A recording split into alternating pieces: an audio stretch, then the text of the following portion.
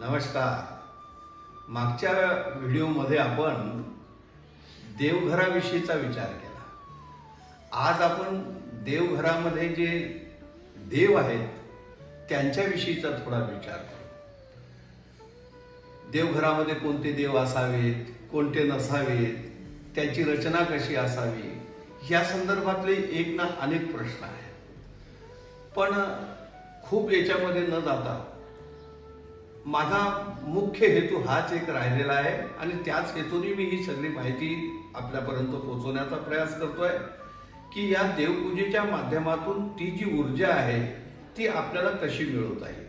म्हणून मागच्या याच्यामध्ये ज्यावेळेला आपण पाहिलं व्हिडिओमध्ये की काष्टाचं लाकडाचं देवघर आणि या देवघरामध्ये आपण ज्या ठिकाणी देव ठेवतो तर त्या ठिकाणी त्या देवांना ठेवण्याच्या आधी त्याच्यावरती आपण काहीतरी आसन म्हणून वस्त्र टाकत असतो.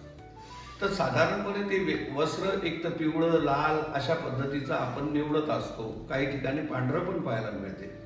पण शक्यतोपर्यंत हे वस्त्र रेशमाचं, जसं सोवळं आपलं रेशमाचं असते किंवा त्याच पद्धतीचं असं उत्तम जर असेल तर त्याच्याने काय होते की जसं मी म्हटलं की पाटावरती बसावं, पण पाटावर बसून त्याच्यावर पाटावर सुद्धा आसन असावं. तसं देवांचं सुद्धा देवपाट जरी लाकडी असला तरी देवांच्या मांडणीसाठी तिथे उत्तम आसन असलं पाहिजे. आणि त्या ठिकाणी जी देवांची मांडणी आहे ह्या मांडणीबद्दलचे अनेक माहिती आपल्यासाठी उपलब्धही आहेत की आपण त्या यूट्यूबच्या माध्यमातून, आपल्या पुरोहित गुरुजींच्या माध्यमातून घेऊ शकता. पण मी प्रयोग म्हणून ज्या वेळेला बोलतो आहे त्यावेळेला साधारणपणे आपल्या देवघरामध्ये खूप देव असण्यापेक्षा प्रधानत्वे पंचायतन मात्र नक्की असावं. या पंचायतनामध्ये आपली कुलस्वामिनी आहे, शिव आहे, गणपती आहे, भगवान विष्णू आहे आणि सूर्यनारायणाची एक स्फटिक म्हणून त्या ठिकाणी ह्या पंचायतनामध्ये समावेश आहे. अशा पद्धतीचं हे पंचायतन एक सुटसुटीत देवघराच्या संदर्भातलं झालं. याच्या व्यतिरिक्त आणखीन मग प्रत्येकाच्या घरी वेगवेगळ्या याच्याने, कोणाकडे खंडोबाचा टाक आहे, कोणाकडे देवीची मूर्ती पण आहे, देवीचा टाक पण आहे, वेगवेगळ्या आणखीन खूप प्रतिमा, काहींच्या देवघरामध्ये फोटो सुद्धा त्यांनी ठेवलेले आहे.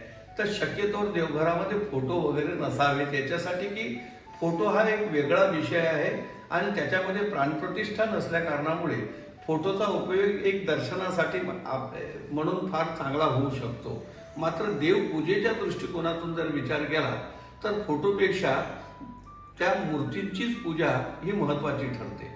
आणखीन एक गोष्ट मी आवर्जून सांगेन की ज्या मूर्तींची प्राणप्रतिष्ठा केलेली नाही त्या मूर्तींची पूजा केली काय आणि नाही केली काय या दोन्ही गोष्टी सारख्याच आहेत. म्हणून केवळ धातूची पूजा करून उपयोग नाही, तर त्याच्यामध्ये व्यवस्थित प्राणप्रतिष्ठा असणं अत्यंत गरजेचं आहे. कारण तो शेवटी ऊर्जेचा संबंध आहे म्हणून. आणि ते ऊर्जा म्हणजे ज्यावेळेला गुरुजी ब्राह्मण मूर्तीची प्राणप्रतिष्ठा करतात त्यावेळेला त्या ठिकाणी जो काही विधी त्या ठिकाणी केला जातो याविषयीची स्वतंत्र माहिती मी आपल्याला वेगळ्या व्हिडिओमध्ये देईन. पण आज इतकंच सांगतो की साधारणपणे आपलं जे आराध्य आहे, आपली जी कुलस्वामिनी आहे आणि कुलदैवत आहे हे साधारणपणे वरती असावं.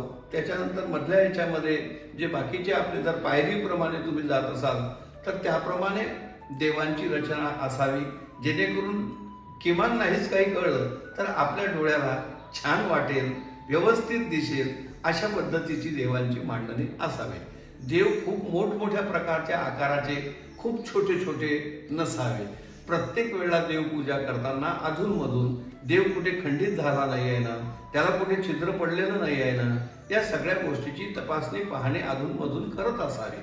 आणि हे करत असताना या देवांची मांडणी केल्यानंतर जी खाली आहे, शेवटची पायरी आहे, या ठिकाणी मात्र प्रत्येक देवघरामध्ये पंचायतनाच्या व्यतिरिक्त शंख आणि घंटा या दोन्ही गोष्टी त्या ठिकाणी असाव्यात. याच्याने त्या देवघराच्या मध्ये एक उत्तम प्रकारच्या ऊर्जेचं जे एक सर्क्युलेशन ऑफ द पॉवर ज्याला आपण म्हणतो की ती ऊर्जा कशी खेळली जाते. जसं तुम्ही पहा, विद्युतचा एक विशिष्ट प्रोग्राम आहे की बोर्ड कसा असला पाहिजे, वायर कुठे गेली पाहिजे, प्लग कसा असला पाहिजे, त्याची जशी एक व्यवस्थित संरचना आहे तशी देवघराच्या देवमांडणीची सुद्धा एक व्यवस्थित रचना आहे. साधारणपणे या सगळ्यांचा विचार करून जर देवांची मांडणी केली तर त्याचा खूप चांगला परिणाम आपल्याला पाहायला मिळतो.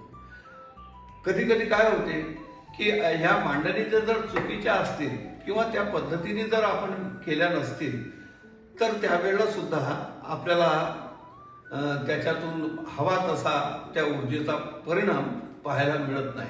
आणि म्हणून या गोष्टीला विशेष प्राधान्य द्यावं.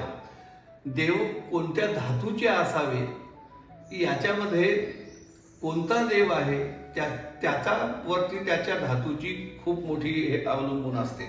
जसं तुम्ही नवग्रहामध्ये पाहाल की नवग्रहांचे जे नवरत्न असतात, मग मोती आहे तर तो चांदीत असावा, मंगळाचा जर रत्न असेल तर ते तांब्यामध्ये असावं, शनीचं याच्यामध्ये लोखंडाचा असावं, सुवर्णाच्या याच्यामध्ये पुखराज गुरुचा रत्न असावं, पन्ना बुधाचा याच्यामध्ये, हे जसे त्यांच्यासाठी धातूंची एक निवड निश्चित केली गेलेली आहे तशी देवांच्या बाबतीत पण आहे.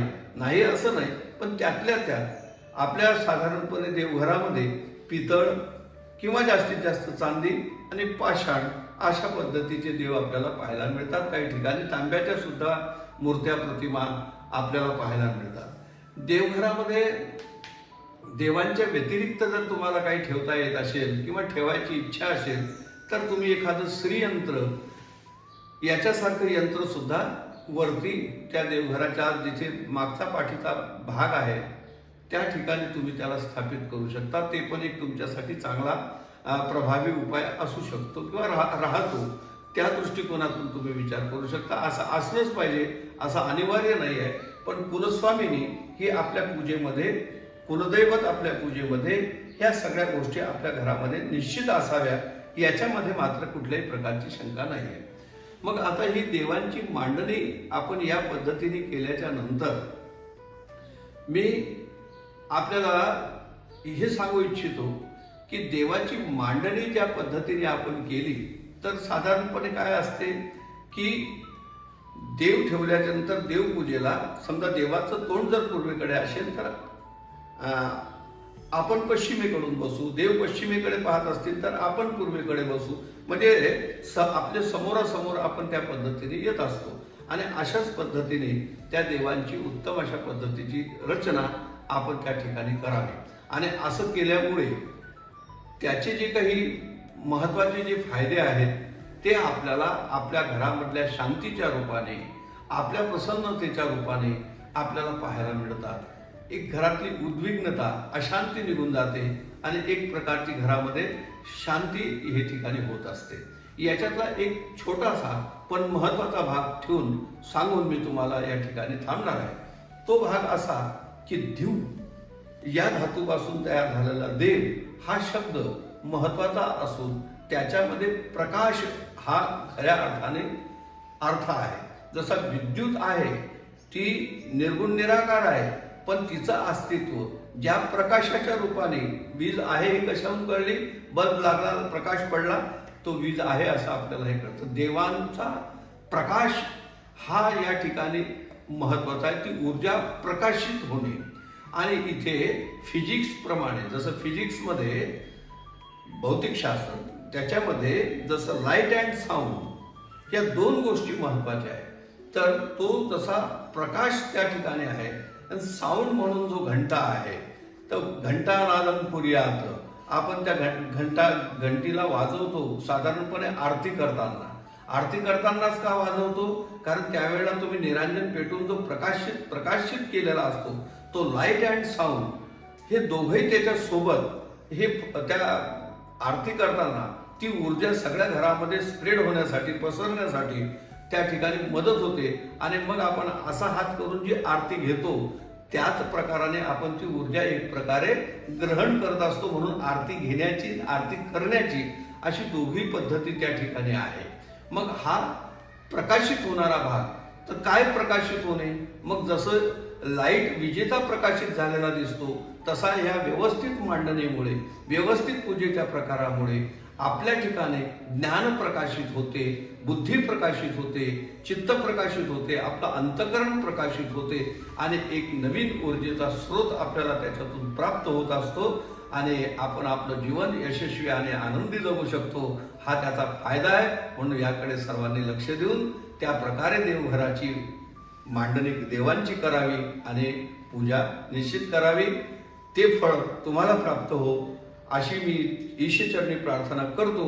आता याच्यानंतरच्या पुढच्या व्हिडिओमध्ये देवपूजा करत असताना जशी देवाची मांडणी झाली तशी देवपूजा करणाऱ्याची स्थिती कशी असली पाहिजे याविषयीचा विचार आपण पुढच्या व्हिडिओमध्ये करू. जय श्री